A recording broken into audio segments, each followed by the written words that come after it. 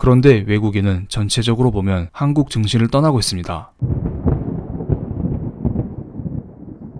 구독자 여러분, 안녕하세요. 블랙입니다. 오늘은 추락하는 한국 증시 하락의 서막일까 아니면 저가 매수의 기회일까 라는 제목으로 영상을 시작해 보겠습니다. 최근에 코스피 지수가 흔들리고 있습니다. 고점 대비 마이너스 6.7% 정도 빠졌는데요. 그런데 어제 미국 증시가 좋지 않았죠. 이거 더 빠질 가능성이 매우 커 보이네요. 몇 달 전만 해도 동학개미 운동의 승리다 이러면서 증시가 개인의 힘으로 꾸준히 올랐습니다. 하지만 최근에는 개인의 매수에도 불구하고 증시가 계속해서 하락하고 있습니다. 개인은 똑같이 매수하고 있는데 무언가 그 힘은 매우 약해져 있는 것 같네요. 도대체 증시가 왜 이렇게 흔들리는지 최근의 악재를 하나씩 정리해 보겠습니다. 먼저 미국 대선을 앞두고 변동성이 커지고 있습니다. 최근 4년간 T형이 법인세도 낮추고 미국 경제에 돈을 많이 풀면서 기술주 위주로 주가를 끌어올려 왔습니다. 그런데 민주당 바이든은 이와 반대로 법인세를 인상하겠다, 기업을 때려잡겠다 이런 식의 정책을 추구하는 사람이죠. 다음 대선에서 바이든이 될 가능성도 크기 때문에 사람들은 이제 친기업 정책이 끝났다, 반기업 정책을 들고 나온 바이든이 대통령이 되면 주가는 당분간 떨어질 수밖에 없다, 이러한 우려감을 하고 있는 것입니다. 그리고 최근에 미국에서 대법관이 사망하는 사태가 있었습니다. 그런데 이분이 진보 성향을 지니고 있죠. 그래서 T형은 대법관의 후임을 자기 사람으로 앉히고 싶어하고 민주당의 조 바이든은 이거 아니다, 대선 끝나고 그때 다시 대법관을 지명하자 이런 식으로 주장하고 있습니다. 이름하여 민주당과 공화당이 싸우고 있는 것이죠. 그런데 지금 민주당과 공화당은 이것뿐만 아니라 다른 것으로도 싸우고 있습니다. 바로 경기부양책에 대한 합의죠. 민주당은 지금 경기부양책을 더 쏟아라, 1조, 2조, 3조 쭉쭉 돈을 더 투자해라 이런 식으로 주장을 하고 있고, 이에 반해 공화당은 아니다, 돈을 좀 더 줄여라 이런 식으로 서로 다른 주장을 하면서 경기부양책에 대한 합의가 점점 늦어지고 있습니다. 경기부양책에 대한 합의가 이루어져야 사람들에게 돈이 투입되고 사람들은 이를 기반으로 경제활동을 하면서 각종 경제지표가 개선될 것으로 보입니다. 이렇게 되면 당연히 투심 역시 어느 정도 회복될 거라 보고 있습니다. 마지막으로 미중 갈등이 있죠. 며칠 전에 틱톡은 틱톡 미국 사업부를 오라클에게 매각했는데요. 그런데 틱톡 합작 법인에 대해서 기존의 틱톡 소유자인 바이트댄스가 지배권을 포기하고 있지 않습니다. 그래서 T형이 한마디 했습니다. 중국 틱톡 지배권 유지하면 매각 승인하네. 틱톡 인수로 인해서 미중 갈등이 어느 정도 약간은 개선될 것으로 보였는데 이거 다시 원점으로 돌아가게 생겼네요. 이건 역시 저는 악재라고 보고 있습니다. 그런데 제가 말씀드리지 않은 아주 큰 악재가 두 가지 있죠. 첫 번째는 바로 9월 연준회의에 대한 실망감입니다. 연준회의 때 사람들은 많은 것을 기대하고 있었습니다. AIT에 대한 정확한 물가 목표제를 정해줄 거야. 그런데 연준은 제대로 정해주지 않았습니다. 그냥 단순히 2023년까지 제로금리 할게 이 말만 했습니다. 그리고 사람들은 늘 양적 완화 규모를 키울 것을 기대하고 있었는데 파월 연준 의장은 전혀 그런 걸 해주지 않았습니다. 나 할 만큼 했어. 더 이상 추가적인 양적 완화는 없어. 이제 의회에서 경기 부양책에 대한 합의가 필요해. 이렇게 말하면서 본인은 한 발을 빼는 모습을 보여줬습니다. 그래서 연준회의 직후 달러 인덱스가 93.5까지 치솟는 현상이 발생했고요. 일반적으로 달러는 극강의 안전자산이기 때문에 시장에 악재가 있으면 달러는 상승하게 됩니다. 달러의 상승 요인에 대해서는 제가 여러 차례 말씀드렸기 때문에 따로 설명드리지 않겠습니다. 이번에도 과거 6월달처럼 달러의 발작이 일어나고 있는 것입니다. 그리고 추가적인 악재는 유럽에서 2차 코로나가 유행하고 있다는 소식이 있습니다. 그래서 제가 n땡땡 포털 사이트에 이렇게 검색을 했습니다. 코로나 재확산 유럽. 그러니까 아래와 같은 기사가 쫙 나오네요. 유럽에서 코로나가 다시 퍼지면서 유럽이 빗장을 걸고 있다는 것입니다. 그래서 영국의 보리스 존슨 총리는 영국식 발음이니까 존슨이 아니라 존슨이 맞나요? 어쨌든 이분은 6개월간 코로나 제한 조치를 부과했습니다. 밤에는 술집과 식당이 영업을 하지 말라는 것이네요. 큰 제한 조치는 아니지만 어느 정도 2차 코로나를 인지하면서 추가 조치를 취했다는 게 큰 의미가 있다고 봅니다. 그래서 여기 파란색 유로화의 환율, 갈색 영국 파운드의 환율이 뚝 떨어졌습니다. 그들 나라의 화폐 가치가 떨어졌다는 건데요. 유럽에서 2차 코로나가 터지고 있기 때문에 사람들은 해당 나라의 돈을 팔고 미국 달러를 사고 있는 것입니다. 그만큼 유럽의 파워가 약해지고 있는 것입니다. 하루빨리 유럽에서 코로나가 진정되어야 유로화의 하락 역시 진정될 것이고, 이렇게 되면 유로화와 반대에 있는 달러의 상승 역시 제한될 것이라 봅니다. 그럼 이제 본격적으로 주식 이야기를 해보겠습니다. 여러분 잘 아시다시피 저는 코스피 맨 밑바닥부터 주식 매수를 외쳐온 사람입니다. 코스피 1700, 1800, 2000, 2100 지속적으로 주식의 매수를 외쳤습니다. 그래서 저는 영상 시작에 앞서서 이런 말씀을 드리고 싶어요. 각자의 포지션에서 최선을 다하자.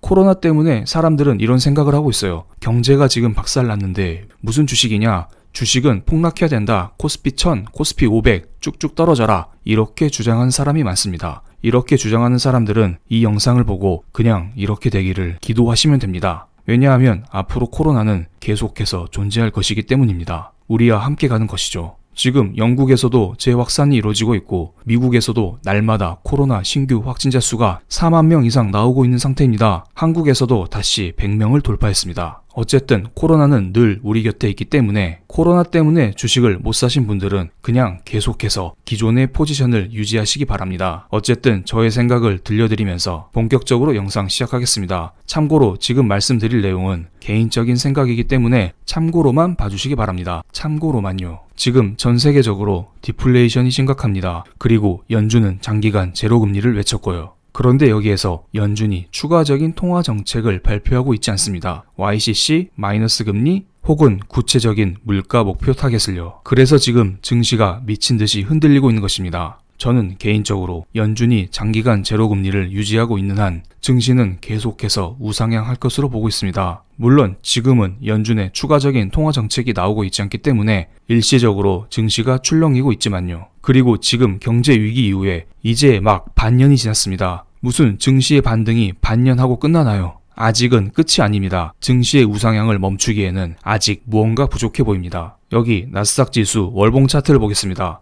파란색이 5월선인데요. 5달간의 가격을 평균 잡아 나타낸 선이죠. 코로나 위기 이후에 나스닥 지수는 계속해서 5월선 위에서 움직이고 있습니다. 즉 여전히 미국 증시는 우상향하고 있다는 것입니다. 아직 우상향이 끝나지 않았어요. 그렇다고 지금 여기 동그라미 친 5월선을 무조건 지지해준다 이런 것은 아니지만요. 어쨌든 제가 말씀드리고 싶은 것은 사람들은 지금 죽겠다고 난리가 아니지만 여전히 증시는 우상향을 유지하고 있다는 것입니다. 물론 지금 이 자리를 지키기 위해서는 앞서 제가 말씀드린 악재 중 몇 개는 해결이 되어야겠죠. 그리고 한국의 코스피 지수 월봉 차트를 보겠습니다. 한국의 코스피 지수는 그 상승 각도가 더 가파릅니다. 여기 동그라미 친 5월선 보이시나요? 여기에서 한참 위에 떠 있습니다. 그래서 한국 증시 같은 경우에 5월선까지는 열어두시고 느긋하게 대응하는 게 낫다고 봅니다. 물론 5월선에 도달하기 전에 미국에서 어떠한 호재가 나오면 바로 증시는 V자 반등할 가능성이 매우 크고요. 그리고 최근 일본 기준으로 6거래일 연속 음봉이 나오고 있습니다. 최근 음봉이 나올 때 현물과 선물 시장에서 기관과 외국인의 수급을 체크해 보겠습니다. 현물과 선물 수급을 합치면 기관은 또이또이입니다. 현물에서 팔고 선물에서 사고 있죠. 그런데 외국인은 전체적으로 보면 한국 증시를 떠나고 있습니다. 그 이유는 달러가 상승하고 있기 때문에 외국인은 주식 같은 위험 자산을 매각해서 달러로 현금화시키고 있는 것으로 보입니다. 그래서 아직 수급적인 측면에서는 약간 불안한 것은 사실입니다. 그리고 증시가 하락했었던 8월달 2275, 2285 이때 1차 지지선이 형성되어 있습니다. 어제 9월 23일 날 여기를 살짝 지지해주고 아랫꼬리를 달았네요. 그런데 이 지지선을 무조건 지지해준다. 이건 역시 의문이 있습니다. 왜냐하면 지금 미국에서 가장 큰 악재, 파월의 추가적인 통화정책, 이게 해결되지 않았기 때문이죠.